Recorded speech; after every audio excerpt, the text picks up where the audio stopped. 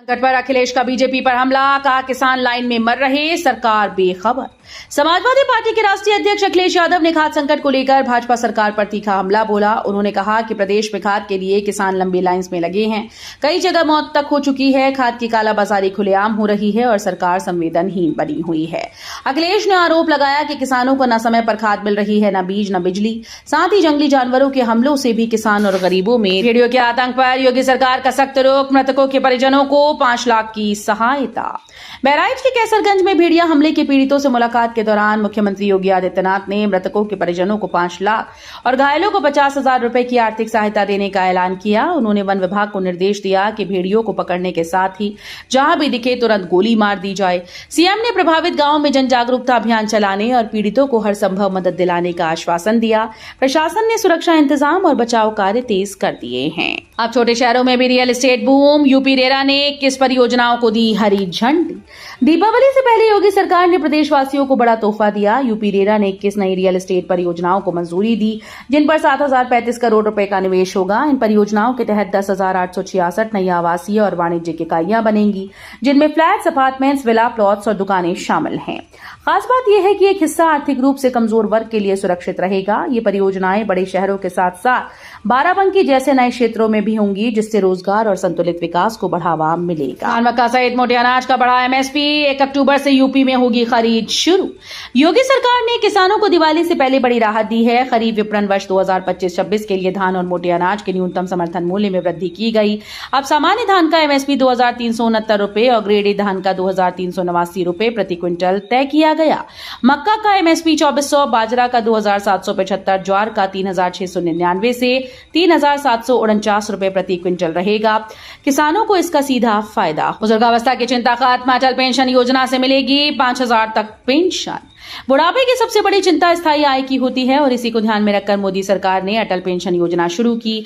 18 से 40 वर्ष तक कोई भी नागरिक इसमें जुड़ सकता है। योजना के तहत 7 साल की उम्र के बाद निवेशक को 1,000 से 5,000 तक की मासिक पेंशन मिलती है। खास बात यह है कि पेंशन पर सरकार की गारंटी होती है। जैसे 18 साल की उम्र में 210 रुपए मासिक से भविष्य में 5,000 रुपए तक पेंशन मिल सकती है। कानून व्यवस्था बिगाड़ने वालों को कुचल देगी सरकार, सीएम योगी की कड़ी चेतावनी। उत्तर प्रदेश के मुख्यमंत्री योगी आदित्यनाथ ने सख्त संदेश दिया कि राज्य में कानून व्यवस्था बिगाड़ने की किसी भी कोशिश को सरकार बर्दाश्त नहीं करेगी। दशहरे के मौके पर उन्होंने स्पष्ट किया कि उपद्रवियों पर ऐसी कार्रवाई होगी कि वे दोबारा गड़बड़ी की हिम्मत न कर सकें।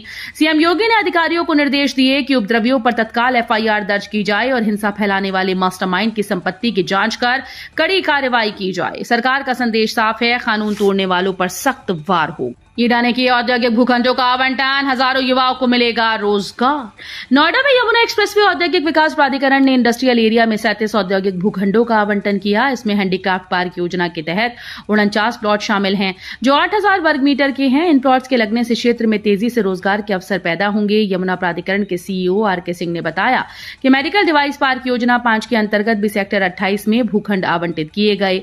इन योजनाओं से हजारों लोगों को रोजगार और क्षेत्र को नई औद्योगिक पहचान मिलेगी। गोरखपुर में बनेगा कुश्मी एनक्लेव, पहली बहुमंजिला आवासीय परियोजना की तैयारी। गोरखपुर विकास प्राधिकरण अपनी पहली बहुमंजिला आवासीय परियोजना कुश्मी एनक्लेव शुरू करने जा रहा है। इस परियोजना में बाधा बन रही 33 केवी विद्युत लाइन को भूमिगत किया जाएगा, जिस पर 1.60 करोड़ रुपए खर्च होंगे। अक्टूबर में मुख्यमंत्री द्वारा शिलान्यास की तैयारी है। लच्छीपुर क्षेत्र में 5 एकड़ भूमि पर 286 फ्लैट बनाए जाएंगे। 2 BHK फ्लैट की प्रस्तावित कीमत 57 लाख रुपए होगी। अगले पखवाड़े से कार्य शुरू होते ही गोरखपुर को अपनी पहली हाई राइज हाउसिंग परियोजना की सौगात मिलेगी। मुख्यमंत्री शहरी विस्तारीकरण योजना के तहत लखनऊ में 30 गांव चिन्हित। लखनऊ में मुख्यमंत्री शहरी विस्तारीकरण योजना के लिए 30 गांव की जमीन चिन्हित की गई। लखनऊ विकास प्राधिकरण को इस योजना के लिए 750 करोड़ रुपए की धनराशि मिली। इसका उपयोग वरुण विहार और नैमिष नगर आवासीय योजना के लिए भूमि अधिग्रहण और नागरिक सुविधाओं को बढ़ाने में किया गया। परियोजना के तहत उत्तरी लखनऊ में 25 सेक्टर विकसित होंगे, जिसमें अंतर्राष्ट्रीय स्तर का golf course, central park, grid सड़कों और भूमिगत केबल लाइन जैसी आधुनिक सुविधाएं शामिल होंगी। पीएम आवास योजना में दिवाली का तोहफा, पात्र लाभार्थियों को मिलेगी पहली किश्त। प्रधानमंत्री शहरी आवास योजना के तहत जिले के 3000 पात्र लाभार्थियों को दीपावली से पहले बड़ी सौगात मिलने वाली है। अकबरपुर, जलालपुर, टांडा नगर पालिकाओं के साथ 4 नगर पंचायतों के चयनित लोगों को पहली किश्त सीधे उनके बैंक खातों में भेजी जाएगी। जिला शहरी विकास अभिकरण ने डिटेल प्रोजेक्ट रिपोर्ट तैयार कर नगरीय निकाय निदेशालय लखनऊ भेज दी। वहीं अन्य आवेदनों का सत्यापन कार्य भी तेजी से चल रहा है। दीपावली पर जरूरतमंद गरीब परिवारों को आवास का तोहफा मिलेगा। एनटीपीसी ने केंद्र को दिया 3248 करोड़ का डिविडेंड, कुल भुगतान 8000 रुपए करोड़ के पार। देश की प्रमुख थर्मल पावर कंपनी एनटीपीसी ने वित्त वर्ष 2024-25 के लिए केंद्र सरकार को 3248 करोड़ रुपए का फाइनल डिविडेंड दिया। कंपनी के चेयरमैन और मैनेजिंग डायरेक्टर गुरदीप सिंह ने बोर्ड के साथ 25 सितंबर को बिजली मंत्री मनोहर लाल खट्टर को ये चेक सौंपा। इस दौरान बिजली सचिव पंकज अग्रवाल भी मौजूद रहे। एनटीपीसी की ओर से अब तक कुल डिविडेंड भुगतान 8000 करोड़ रुपए से अधिक का हो गया है। नवरात्र पर गाजियाबाद के रजिस्ट्री ऑफिस खुले, खरीदारों को मिली बड़ी राहत। नवरात्र के शुभ अवसर पर गाजियाबाद प्रशासन ने लोगों को खास तोहफा दिया। जिलाधिकारी रविंद्र कुमार के आदेश पर 28 सितंबर रविवार को जिले के सभी रजिस्ट्री कार्यालय खुले रहेंगे। आमतौर पर छुट्टी के दिन दफ्तर बंद रहते हैं, लेकिन नवरात्र में संपत्ति खरीद फरोख्त को शुभ मानते हुए ये विशेष व्यवस्था की गई। इससे खरीदारों को सुविधा मिलेगी और रियल एस्टेट बाजार में नई रौनक देखने को मिलेगी। त्योहार पर संपत्ति पंजीकरण का ये मौका लोगों के लिए लाभकारी साबित होगा। IIT कानपुर में शिक्षकों ने ली ट्रेनिंग। अब सरकारी स्कूल में बच्चे सीखेंगे कोडिंग और AI। उत्तर प्रदेश के परिषदीय विद्यालयों के शिक्षक अब कंप्यूटर तकनीक में दक्ष हो रहे हैं। IIT कानपुर में शुरू हुए कंप्यूटर प्रशिक्षण कार्यक्रम के तीसरे चरण में जिले के 5 शिक्षकों ने हिस्सा लिया। इसमें गजरौला के चौबारा विद्यालय की गीता वर्मा, नगली शेख के मोहित शरण, ड्रेबड़ा के अभिषेक कुमार, तराना हाजीपुर के अतुल कुमार और गफ्फरपुर के राजदीप सिंह शामिल रहे। इस प्रशिक्षण के बाद सरकारी स्कूल में बच्चे भी कोडिंग और आर्टिफिशियल इंटेलिजेंस जैसी आधुनिक तकनीक सीख पाएंगे। शुरू होगा RSS शताब्दी वर्ष का जश्न। रामकथा पार्क में होगा भव्य कार्यक्रम।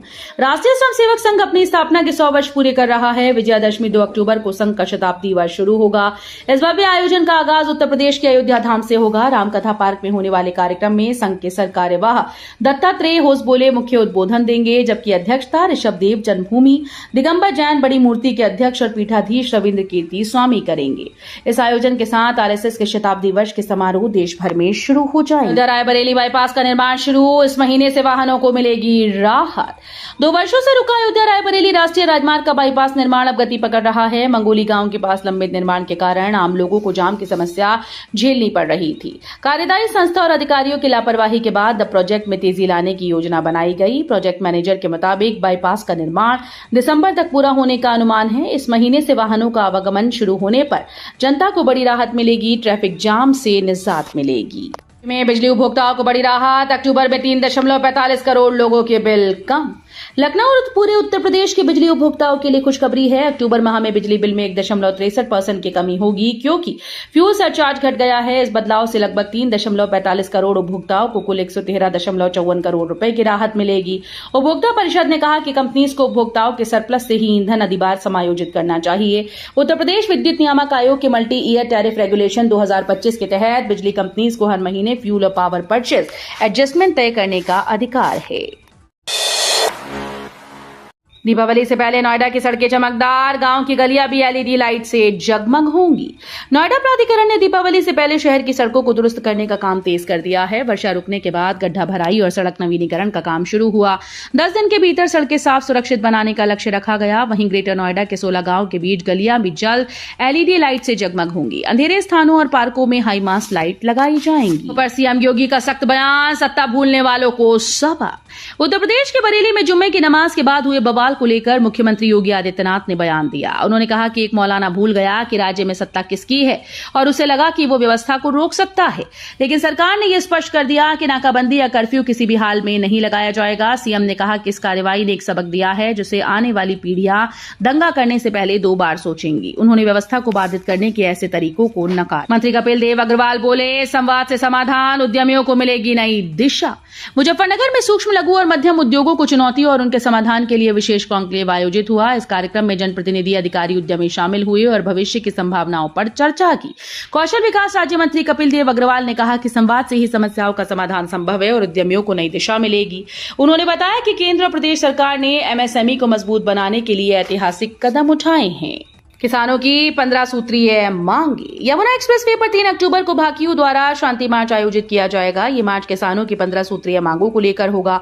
जिलाध्यक्ष भूपेंद्र सिंह राजपूत ने बताया कि इसमें सुरी टैटी गांव कट, ओहावा स्यारहा यमुना नदी पर पक्का पुल, सर्विस रोड का निर्माण, जर्जर सड़कों की मरम्मत, नगर पंचायत दर्जा, मुआवजा और किसानों के लिए डीएपी सहित अन्य मांगे शामिल हैं। सुरीर के ओहावा अंडरपास पुल के समीप महापंचायत का आयोजन किया जाएगा, जिससे किसानों की आवाज को न्यायपूर्ण समर्थन मिलेगा। यूपी में 7 अक्टूबर को स्कूल, कॉलेज और सरकारी दफ्तर रहेंगे बंद। उत्तर प्रदेश में 7 अक्टूबर मंगलवार को सभी स्कूल, कॉलेज बंद रहेंगे। इसी दिन बैंक और सरकारी कार्यालय भी अवकाश रहेंगे। मुख्यमंत्री योगी आदित्यनाथ ने श्रावस्ती में इस बाबत ऐलान किया। अवकाश का कारण है महर्षि वाल्मीकि की जयंती, जिसे राज्य में सम्मान पूर्वक मनाया जाएगा। इस अवसर पर सरकार हर जिले में विशेष आयोजन कराएगी। छात्रों और आम जनता को सूचित किया गया है कि वे इस दिन अपने कार्यक्रम के अनुसार तैयारी करें और सार्वजनिक उत्सव का हिस्सा बने। यूपी बोर्ड की फर्जी वेबसाइट पर ठगी का प्रयास, साइबर थाने में मुकदमा दर्ज। उत्तर प्रदेश में यूपी बोर्ड की फर्जी वेबसाइट बनाकर ठगी का प्रयास किया गया। मामले की जानकारी यूपी बोर्ड के अपर सचिव प्रशासन की तहरीर के बाद साइबर थाने में मुकदमा दर्ज किया गया। ठगों ने असली वेबसाइट से मिलती जुलती वेबसाइट बनाकर लोगों को गुमराह करने की कोशिश की। अधिकारियों ने चेतावनी दी है कि छात्र और अभिभावक केवल आधिकारिक वेबसाइट का ही इस्तेमाल करें और किसी भी संदिग्ध लिंक पर क्लिक न करें। इलाहाबाद हाईकोर्ट में पहली बार 24 न्यायाधीशों ने एक साथ ली शपथ, 50 पद अभी भी खाली। इलाहाबाद हाईकोर्ट में शनिवार को इतिहास रचा गया, जब 24 नवनियुक्त न्यायाधीशों ने एक साथ पद की शपथ ली। मुख्य न्यायाधीश अरुण भंसाली ने मल्टी लेवल पार्किंग और एडवोकेट चैंबर्स बिल्डिंग की 12वीं मंजिल पर आयोजित समारोह में सभी को शपथ दिलाई। इससे हाईकोर्ट में न्यायाधीशों की संख्या 110 हो गई, जबकि कुल 160 पद स्वीकृत हैं और 50 अभी भी खाली। शपथ लेने वालों में अधिवक्ता और न्यायिक अधिकारी से पद संभालने वाले न्यायाधीश शामिल हैं। समारोह में वरिष्ठ अधिवक्ता और न्यायिक अधिकारी बड़ी संख्या में मौजूद। बस्ती झंडा विवाद और लखनऊ पोस्टर बवाल पर धर्मगुरुओं की नसीहत। यूपी के बस्ती जिले में धार्मिक झंडा विवाद में नवरात्रि में तनाव फैला दिया। बाइक जलाने के मामले में मुकदमे दर्ज होने पर ग्रामीण धरने पर बैठ गए और दुर्गा पंडालों को पर्दे से ढक पूजा पाठ रोक दी। डीएसपी की कोशिश नाकाम रही, लेकिन विधायक अजय सिंह के हस्तक्षेप के बाद धरना खत्म हुआ। वहीं लखनऊ में मुस्लिम धर्मगुरुओं ने आई लव मोहम्मद पोस्टर और जुलूसों को अनुचित बताते हुए कहा कि पैगंबर से मोहम्मद अमल से साबित होती है, न कि नारों से। उन्होंने हिंसक प्रदर्शन की निंदा करते हुए समाज में नफरत न फैलाने की अपील की। बीएचयू जापान के टोयो विश्वविद्यालय ने पांडुलिपियों के अध्ययन पर साझा पहल की। वाराणसी के बीएचयू जापान के टोयो विश्वविद्यालय के बीच पांडुलिपियों और भारतीय दर्शन पर रिसर्च बढ़ाने के लिए साझा अध्ययन का आयोजन हुआ। हाइब्रिड मोड में आयोजित व्याख्यान माला और रिसर्च राउंड टेबल में बीएचयू के छात्र छात्राएं ऑनलाइन जुड़े। टोयो विश्वविद्यालय के प्रोफेसर केंजी ताकाशाही ने कहा कि बैठक दोनों देशों के शोध को और समृद्ध बनाएगी। ऑक्सफोर्ड विश्वविद्यालय के प्रोफेसर दिवाकर आचार्य ने सनत कुमार से जुड़े ग्रंथों और पांडुलिपियों पर अपना रिसर्च प्रस्तुत किया।